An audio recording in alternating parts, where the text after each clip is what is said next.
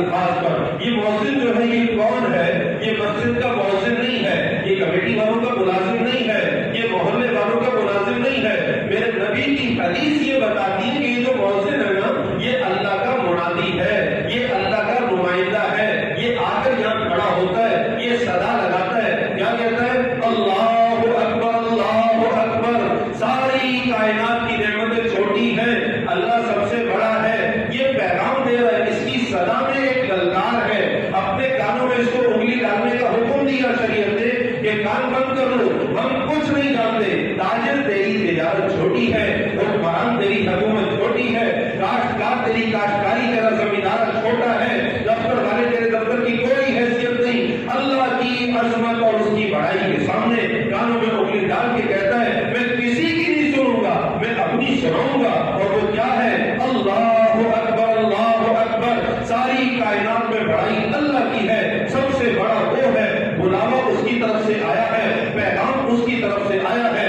زبان مؤذن کی استعمال ہوئی ہے، لیکن حقیقت کیا ہے کہ یہ صدا لگا رہا ہے اللہ کی طرف سے، اس کا نمائندہ بن کے، اس کا منادی بن کے. پھر اذان کے کلمات آگے چلتے چلتے کہاں پہنچتے ہیں؟ پھر کیا کہتا ہے؟ حی علی الفلاح، آ جاؤ کامیابی کی طرف. حی علی الفلاح، آ جاؤ کامیابی کی طرف. اور اس سے پہلے کیا کہتا ہے؟ حی علی الصلاح، آؤ نماز کی طرف. کیوں کہتا ہے کہ نماز کی طرف آ جاؤ؟ یہ اس کا حکم ہے جو کائنات میں سب سے بڑا ہے، باقی ہر ایک شے اس سے چھوٹی ہے، کوئی اس کے مد مقابلے نہیں. لا شریک له ولا وزیر له ولا مشیر له ولا مثل له ولا مثال له ليس كمثله شيء. کوئی اس کے برابر نہیں، کوئی اس جیسا نہیں، کوئی اس کا شریک نہیں، کوئی اس کا پارٹنر نہیں، کوئی اس جیسا ہے ہی نہیں. پوری کائنات میں ساری کی ساری عظمت، ساری بڑائی، ساری کبریائی وہ اسی رب کائنات کے لیے ہے.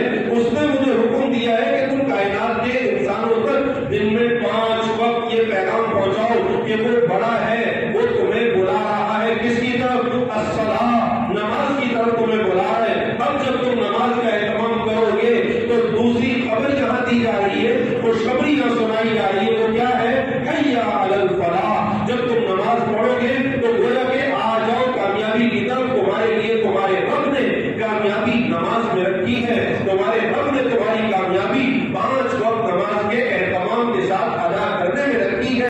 اب تاجر کے کان پہ جو نہیں رینگتی، دفتر والے کے کان پر جو نہیں رینگتی، اور ملازم کے کان پر جو نہیں رینگتی، اور اذان کی آوازیں کانوں میں پڑتی ہے اور ہم دس سے بس نہیں ہوتے. نہ گھر والے کا گھر متاثر ہوتا ہے، نہ تاجر کی تجارت متاثر ہوتی. پورے شہروں کا نظام، بستیوں کا نظام، سارا کا سارا نظام اسی طرح چلتا رہتا ہے. پھر روتے روتے کہ ہم ناکام کیوں ہو رہے ہیں، ہم زوال کی طرف کیوں جا رہے ہیں، روزی کی برکتیں کیوں اٹھ گئی ہیں، روزی کم کیوں ہو گئی ہے، اور معیشت کیوں تباہ ہو رہی ہے؟ اس لیے کہ ہم نے رب کائنات سے بغاوت کر لی ہے.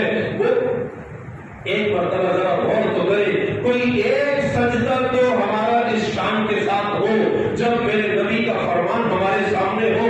کیا فرمایا رسول اللہ صلی اللہ تعالی علیہ وسلم نے؟ ان الساجد یسجد فی قدمی الرحمن. یہ جو سجدہ کرنے والا ہے یہ نہ سمجھے کہ میں عائشہ مسجد میں آ کر سب پر سجدہ کر رہا ہوں، یہ نہ سمجھے میں ماربل پہ سجدہ کر رہا ہوں، یہ اس تصور سے نکلے کہ میں پیشانی قالین پر ٹیکتا ہوں، یہ اس تصور سے نکلے کہ میں مصلی پر پیشانی لگاتا ہوں. یہ اس تصور کے ساتھ کوئی ایک سجدہ کرے کہ میرے نبی نے ارشاد فرمایا ان الساجد یسجد فی قدمی الرحمن. سجدہ کرنے والا رحمان کے قدموں میں اپنا سر رکھ رہا ہے.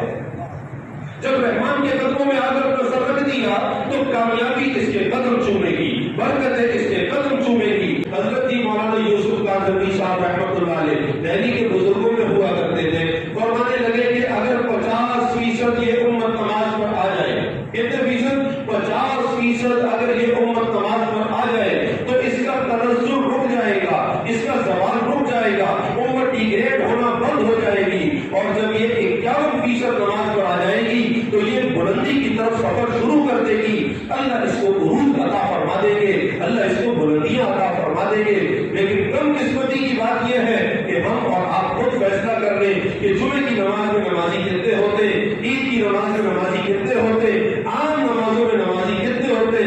سارے نمازی جو جمعے کی نمازوں میں مساجد میں تشریف لاتے، یہ کراچی سے جمعہ پڑھنے کے لیے یہاں پر آئے عائشہ مسجد میں، یا یہ کنڈو عالم سے تشریف لائے، آلہ سے آگے سکر سے یہاں نماز پڑھنے کے، یہ سارے اسی محلے کے قرب و جماعت کے لوگ ہوتے، ہر مسجد میں، یہی نہیں ہر مسجد میں، لیکن ساری مساجد میں جمعے کی نماز میں کیا حال ہوتا ہے، عید کی نماز میں کیا حال ہوتا ہے، عید الاضحیٰ کی نماز میں کیا حال ہوتا ہے، اور رمضان المبارک کے جمعوں میں کیا حال ہوتا ہے، اور باقی پورے سال نمازوں کا ہماری کیا حال ہوتا ہے۔ کفا بنفسک اليوم علیک حسیبا، اپنا محاسبہ خود ہی کر لے، خود سمجھ میں آ جائے گا کہ ہم زوال کی طرف کیوں جا رہے ہیں۔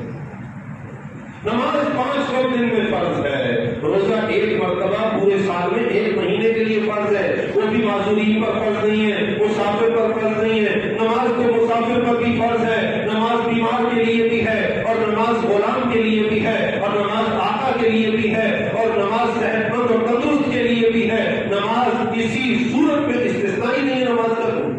روزے کے لیے حکم دیا، مسافر ہے تو کوئی بات نہیں، رخصت ہے اس کو، غلام ہے تو کوئی بات نہیں، رخصت ہے اس کو۔ حج اس کے لیے حکم ہے جو من استطاع الیہ سبیلا، جس کے پاس ذاتِ موجود ہو تو پہنچ سکے بیت اللہ، نہیں ہے تو اس پر فرض ہی نہیں ہے۔ اور زکوٰۃ اس کے لیے ہے جس کے پاس نصاب کے بقدر مال ہو، اور وہ مال بھی اتنا ہو کہ 1 سال اس پر گزر جائے، تب حکم ہے کہ اس سے زکوٰۃ نکالی جائے، ورنہ ہر مال والے کے لیے بھی زکوٰۃ نہیں ہے۔ لیکن نماز یہ تو جھونپڑی والے کے لیے بھی ہے، یہ محل والے کے لیے بھی ہے، یہ امیر غریب حکمران سیاستدان عوام سب کے لیے ہے، معذور کے لیے بھی ہے، تندرست کے لیے، کسی صورت میں بھی چھوٹی نہیں۔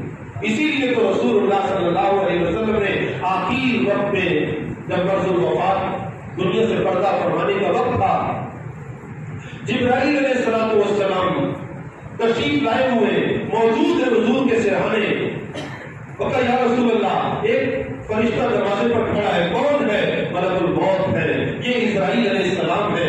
آج سے پہلے کائنات میں انہوں نے کسی کے پاس جانے کی اجازت طلب نہیں کی ہے، اور نہ آج کے بعد کسی سے اجازت دیں گے۔ یہ آپ کا مقام ہے کہ یہ اجازت طلب کرتے ہیں، اگر آپ اجازت دیں گے تو اندر تشریف لائیں گے، اگر آپ اجازت نہیں دیں گے تو واپس لوٹ جائیں گے۔ تو جبرائیل السلام کی طرف دیکھا، کیا مشورہ ہے تمہارا، کیا رائے ہے؟ کیا آپ کا رب آپ سے ملاقات کرنا چاہتا ہے، اور اگر آپ زندہ رہنا چاہتے ہیں، آپ مزید دنیا میں رہنا چاہتے ہیں تو اس کی بھی اجازت ہے، لیکن رب آپ سے ملاقات کا مشتاق ہے۔ تو اجازت دے دی کہ آؤ، اسرائیل کو اجازت دے دی۔ اب وہ جب تشریف لائے ملک الموت تو حضور صلی اللہ علیہ وسلم کی زبان پر آخر وقت میں کیا کلمات تھے؟ میری بیٹی کو بلاؤ، فاطمہ کو، میرے رخت جگر کو بلاؤ، نہیں، علی کو بلاؤ، نہیں، صحابہ کو، خلفائے راشدین کو جنہوں نے تن من دھن سب قربان کر دیا ان کو نہیں، کسی کو نہیں۔ کیا کہہ رہے، کیا وصیت کر رہے؟ الصلاۃ وما ملکت ایمانکم، الصلاۃ وما ملکت ایمانکم۔ دیکھو، نماز کا خیال کرنا اور ماتحتوں سے اچھا سلوک کرنا، نماز کا خیال کرنا اور ماتحتوں سے اچھا سلوک کرنا۔ پھر جب اور کمزوری غالب آ گئی، آواز کمزور ہوتی چلی گئی، تو پھر آخر جملہ کیا تھا زبان پر؟ الصلاۃ، الصلاۃ، الصلاۃ، نماز، نماز، نماز۔ یہ کہتے کہتے دنیا سے پردہ فرما گئے۔ ہم اور آپ اتنی تو جفا نہ کریں اپنے نبی سے کہ آخر وقت میں ان کی ایسی وصیت کو چھوڑ بیٹھے، بھولا بیٹھے۔ یہ اپنے ساتھ بھی ظلم کر رہے، اپنے نبی کو بھی تکلیف پہنچا رہے۔ اس لیے میرے بھائیوں، میرے دوستوں، میرے عزیزوں، ہم سب اس بات کی نیت کریں، اس بات کا عزم کریں کہ آج کے بعد نماز نہیں چھوڑیں گے۔ 5 وقت پکی نماز پڑھیں گے، جماعت کے ساتھ پڑھیں گے، جہاں ہوں گے جماعت کے ساتھ پڑھیں گے، اپنے ماتحتوں کے حقوق کا خیال کریں گے، اپنے ماتحتوں کو بھی نماز کی دعوت دیں گے، اور اپنے گھر والوں کو بھی نماز کی طرف لائیں گے۔ وَأْمُرْ أَهْلَكَ بِالصَّلَاةِ وَاصْطَبِرْ عَلَيْهَا، اے نبی جی اپنے گھر والوں کو نماز کا حکم کیجیے۔ یہ حکم باقی امت کے لیے بھی ہے کہ ہم خود بھی نماز پڑھیں اور اپنے گھر والوں کو بھی نماز کا حکم دیں۔ اللہ تعالیٰ ہم سب کو عمل کرنے کی توفیق عطا فرمائے۔ وآخر دعوانا